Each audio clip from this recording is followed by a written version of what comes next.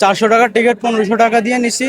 নেওয়ার পরে হচ্ছে যে আমি হচ্ছে 400 টাকার টিকিট 1500 টাকা দিয়ে নিছি। নেওয়ার পরে ঢুকতে গেছি আর বলে যে এগুলো হচ্ছে নকল টিকিট, এগুলো দিয়ে ঢুকা যাবে না। আমি 6000 টাকা দিয়ে 4টা টিকিট নিছি। আমি আসছি অনেক দূর থেকে, কুমিল্লা থেকে আসছি আমি খেলা দেখার জন্য, কোন দলকে সাপোর্ট করছেন? চট্টগ্রামকে সাপোর্ট করার জন্য।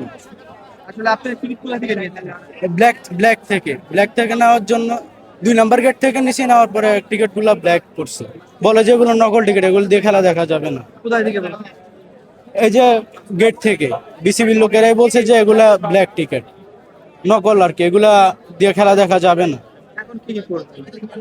এখন আর কি করা, এখন যাদের থেকে নিছি এখন নাইলে থানায় গিয়া মামলা করবো, আর কি করা। তাদেরকে না চিনলে কিভাবে মামলা করবেন?